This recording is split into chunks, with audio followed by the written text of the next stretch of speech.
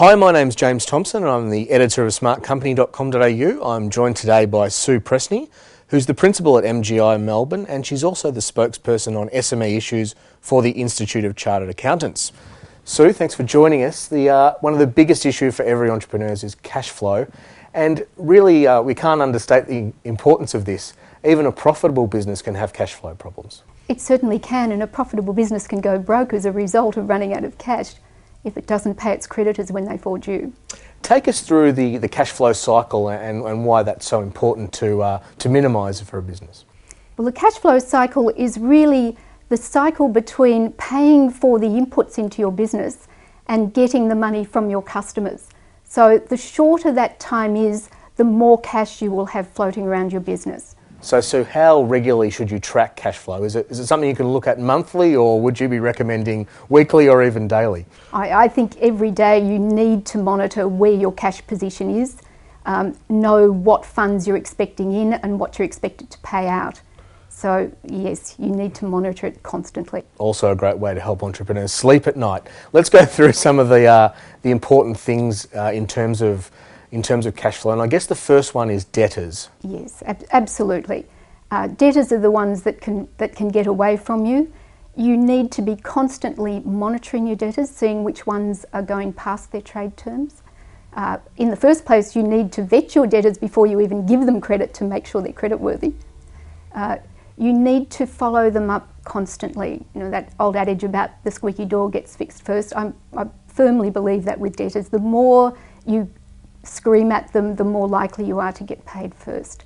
So you need to just constantly be talking to them. It's all about communication. When they stop talking to you, you've got a problem. And on the other side of the ledger is your creditors. I guess they might be yelling at you for payment, but what can you do to sort of to get some advantage there? Well, I think often people start off with a supplier, and you start off with fairly short payment terms because they don't know you, and often those payment terms just continue because historically they've been there, whereas after a year or so they might be quite comfortable to grant you a bit of additional slack in your payments, so it's worthwhile talking to them.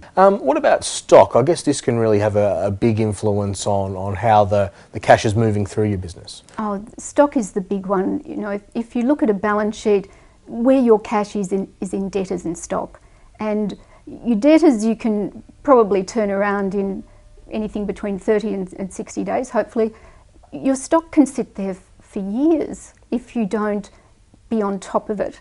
And it's not just about turning over what you've got, it's making sure that you don't have stock in the first place that's hard to move.